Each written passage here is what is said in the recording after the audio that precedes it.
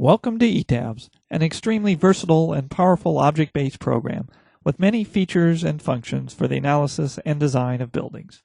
Etabs is a standalone finite element program that works off an integrated database so that you need only create one model consisting of the floor system and the vertical and lateral framing systems to analyze and design the entire building. All options are accessed through one interface, and there are no external modules to maintain or transfer data to.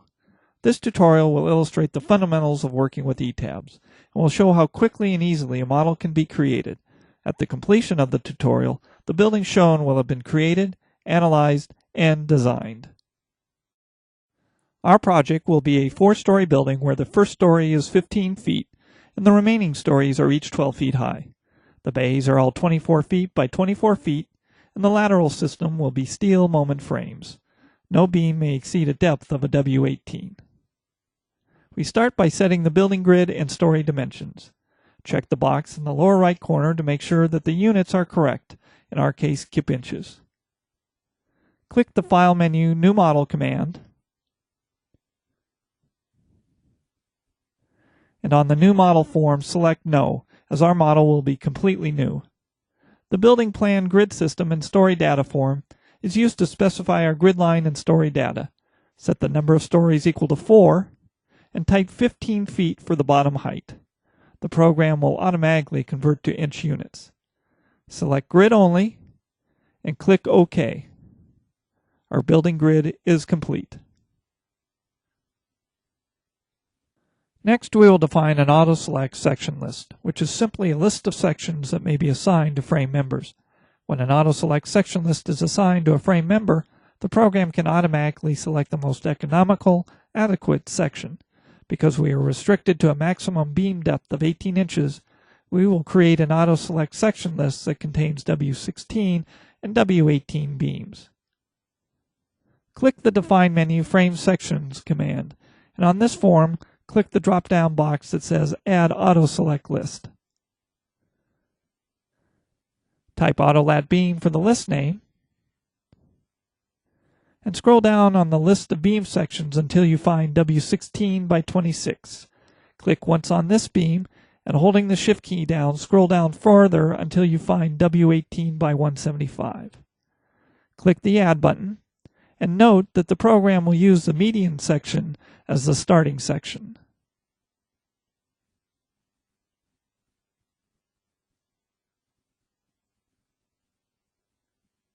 Now we will add line objects to multiple stories. These line objects will represent our columns and beams. First, make sure that the plan view is active. You may do this by clicking anywhere in the window. Next, click the drop-down box in the lower right corner that reads one story and select Similar Stories. To review these definitions, click the Edit menu, Edit Story Data, Edit Story command. By default, the program has defined Story 4 as the master story, and Stories 1, 2, and 3 as similar to 4. This means that any drawing or selection performed on one story will apply to all of the other similar stories. Next, draw column objects by clicking on the Create Columns in Region or at Clicks button.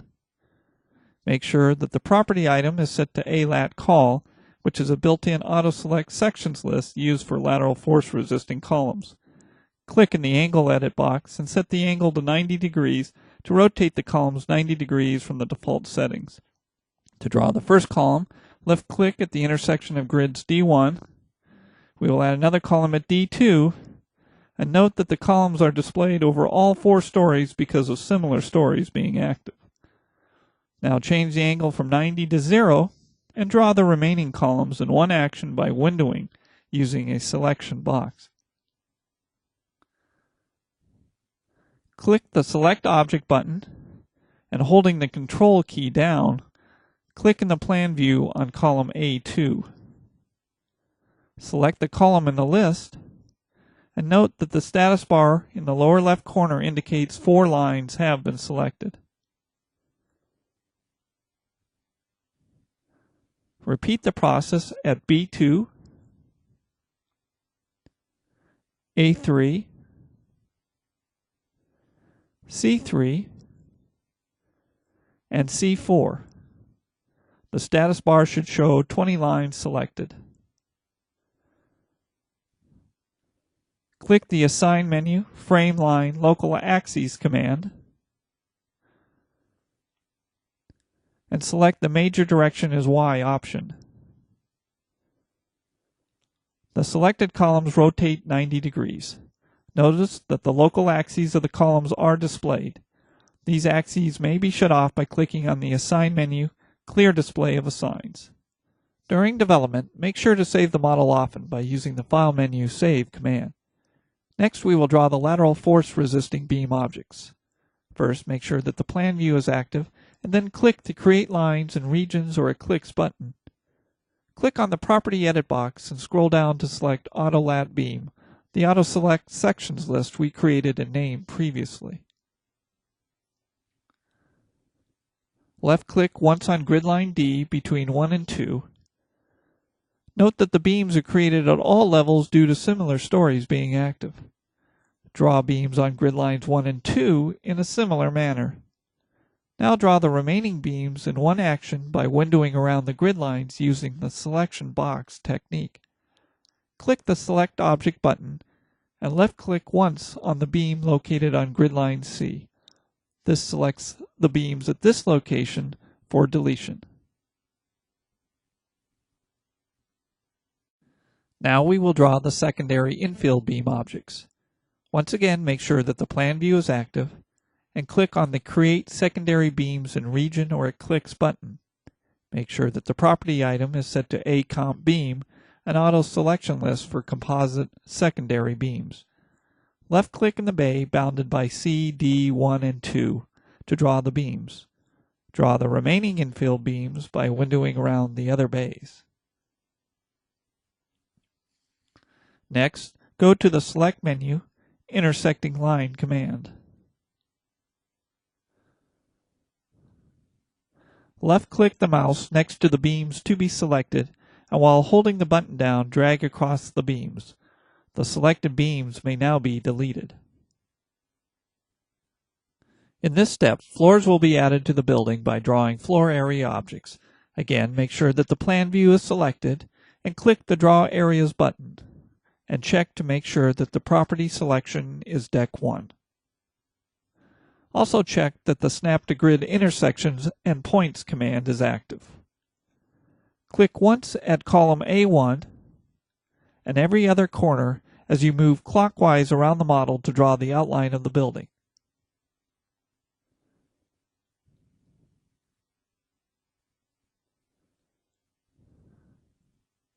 Press the Enter key after clicking on D1. Note the two-headed arrow indicates the direction of the deck span. Click the Select Object button and go to the View menu, set Building View Options command. Make sure that the Object Fill effect is selected and apply to all windows. Next, click the Define menu, Wall Slab Deck Sections, and select Deck 1. We will modify the slab depth to 3 inches.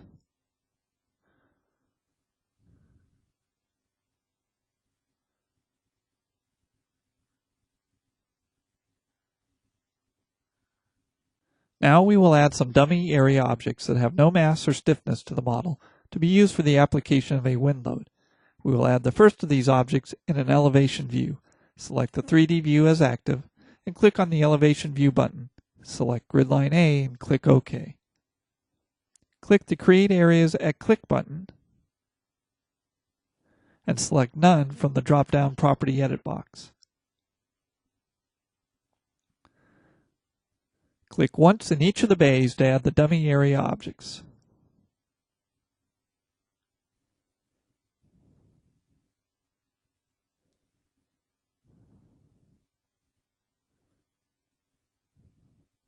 Change the elevation view back to a plan view and select Story 4.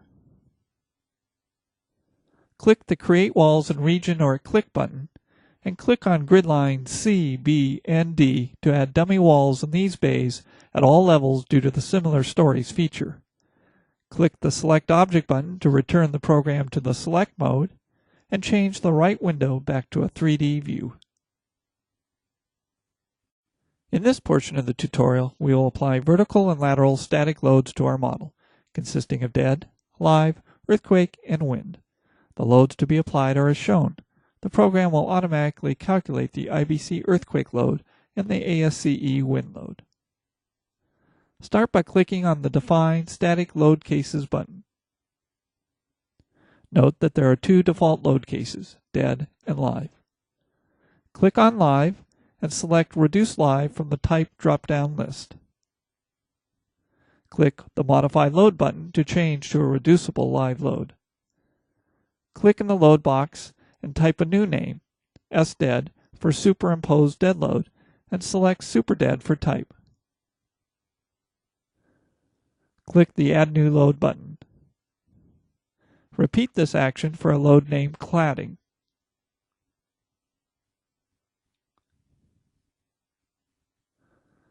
To define the IBC 2003 earthquake load, click in the load box and type EQY, and select Quake for load type. Make sure that the self-weight is set to 0, and from the lateral load pull-down, select IBC 2003 and click the Add New Load button. With EQY highlighted, select the Modify Lateral Load button, and on this form, click the Y direction.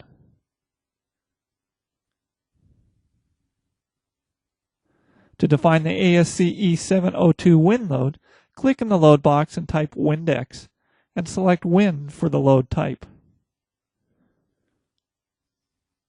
Click ASCE 702 from the lateral load menu, and press Add New Load.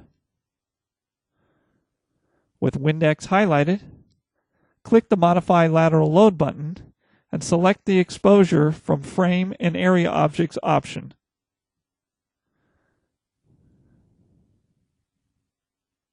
And type 100 into the wind speed box, and then click OK.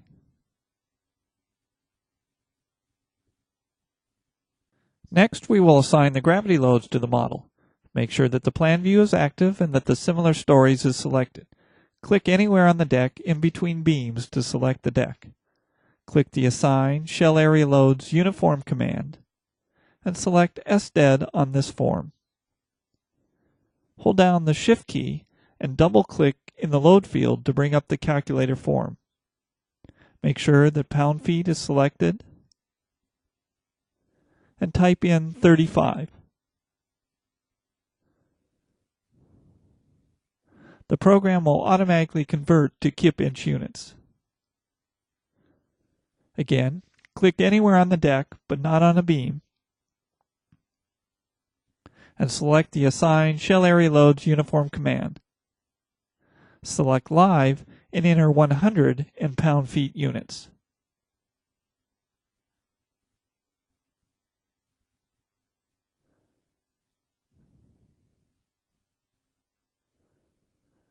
Next, set the Snap to Grid option to Off and select the perimeter beam along grid line A between 1 and 2. Note that 4 lines have been selected due to the Similar Stories option. Select the other 13 perimeter beams in a similar manner.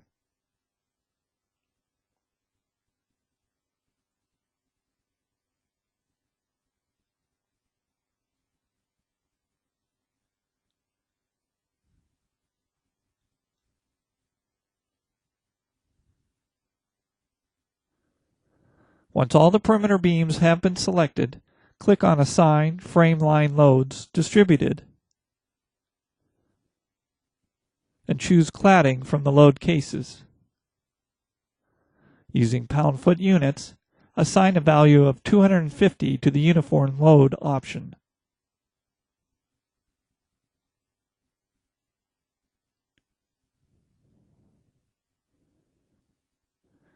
Make sure that the plan view is active and click on the 3D view button to display the loads that were just applied.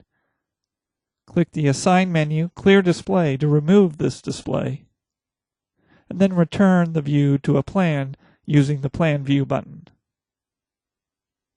Now we will create a developed elevation view of the right side of the building so that a wind load may be applied to it at a later time.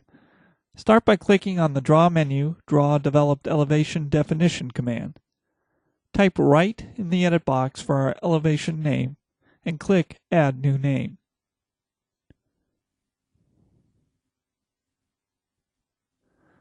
Turn the Snap to Grid Intersections command on, and working in the left-hand view, click once at grid D1.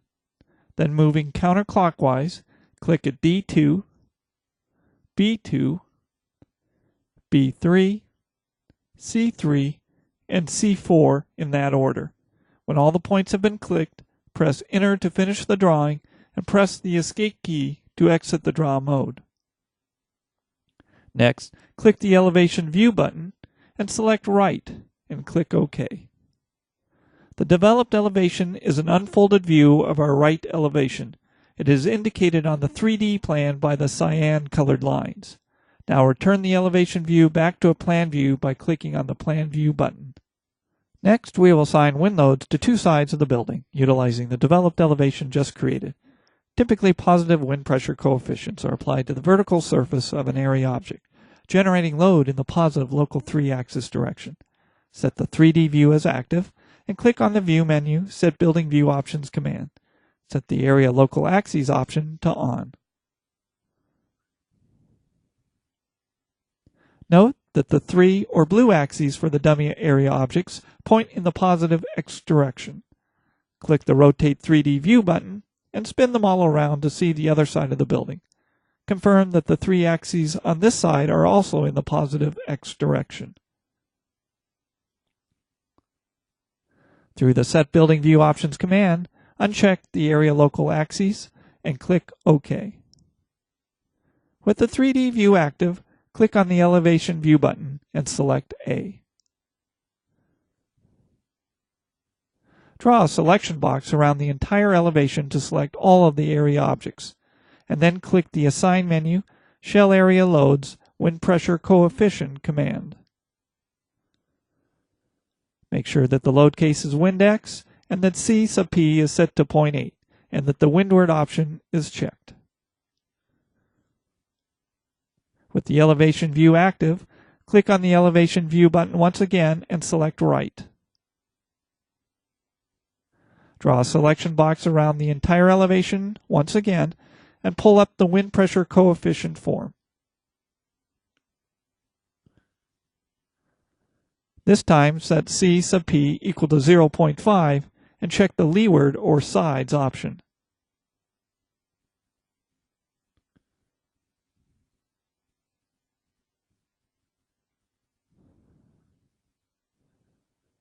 Click on the Clear Display of Assigns and return the view to a 3D view. Now that all the loads have been assigned, we will do a quick review of the wind pressure coefficients utilizing the Database Display option. Click the Display menu, Show Tables command to bring up the database tables. Click on the Area Assignments box and then check OK.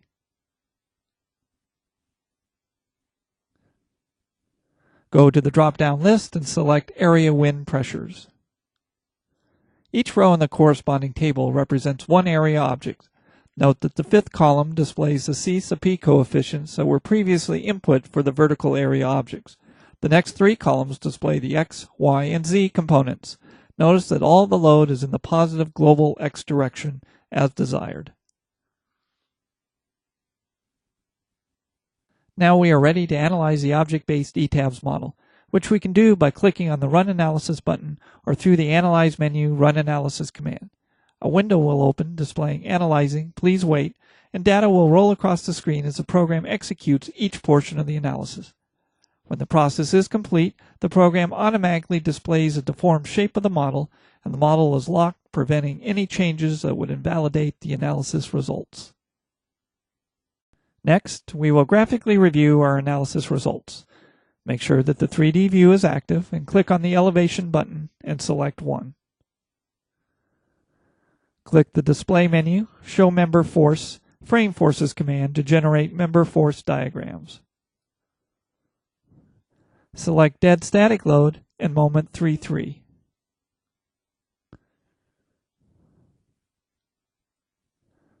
On the member force display, right-click on a beam to bring up the individual diagrams. Note that the applied load, shear, moment, and deflection are shown. Click the Scroll for Values option, and you may scroll along the member to any location. Change the units to kip feet, and enter 6.5 in the location box, and the corresponding values are displayed.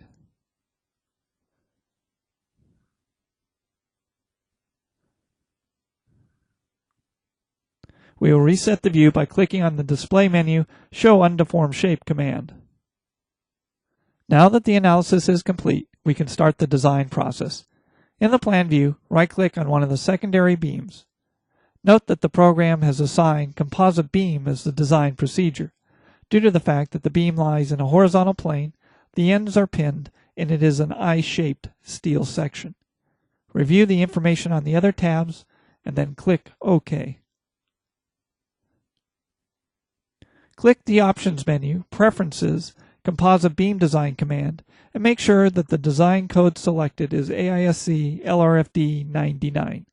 Review the information on the other tabs and click OK. Set the 3D view to active and click on the Set Building View Options button. On the form, uncheck the All Null Areas box as well as the Object Fill box and apply to all windows. To start the design process, select Design menu, Composite Beam Design, Start Design without similarity. The program will design the composite beams, selecting the optimum size for each from the AComp Beam Auto Select section list. When the design is complete, the selected sizes are displayed on the model. Click the Design menu, Composite Beam Design, Verify Analysis versus Design section command. The message displayed indicates that the members selected in the design phase differ from those used in the initial analysis. Our goal is to repeat the analysis and design procedures until the members in both are the same. Select No to continue our iteration. Right-click on one of the composite beams in the 3D view, and you will see that the analysis and design sections are not the same. The acceptable sections list shows all the members that are adequate for the design criteria. Click on the Details button, and the form displays all of the design information about the beam.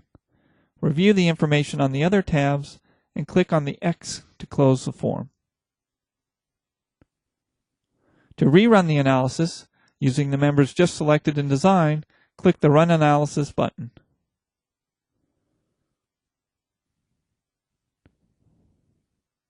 Again, choose the Design menu, Composite Beam Design, Start Design without similarity.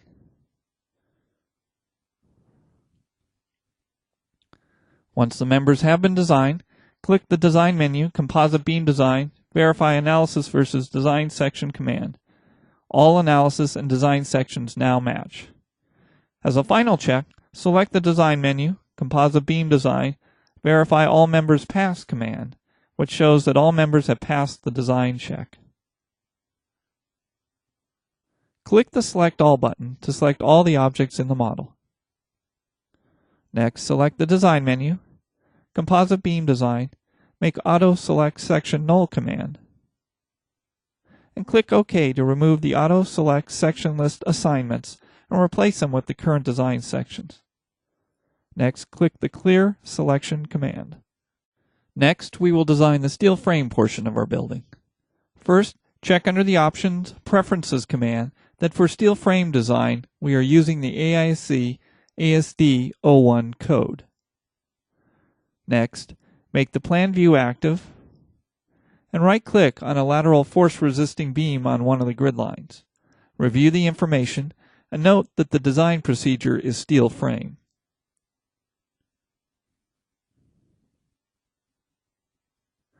Change the 3D view to active and start the design by selecting the Design menu, Steel Frame Design, Start Design Check of Structure command.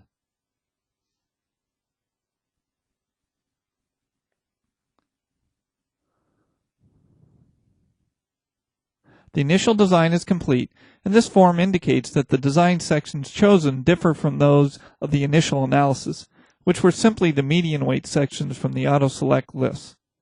Change back to the plan view and click on the Design menu, Steel Frame Design, Display Design Info. And make sure that the PM ratio is selected. The member design results are now displayed in the plan view.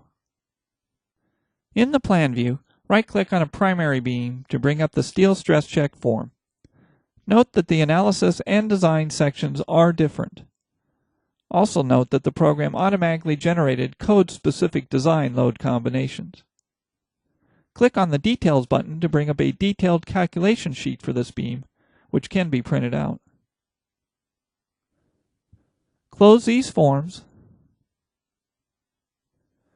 and select the Design menu, Steel Frame Design, Select Design Combo command to review the load combinations. Highlight one design combo, and then click Show to see the cases that make up this combination. Return to the Design menu, Design Steel Frame, Verify Analysis versus Design Section command. As the design and analysis sections are different, we will need to rerun the analysis using the current design sections. Upon completion of the analysis, rerun the design and then verify that the analysis and design sections match.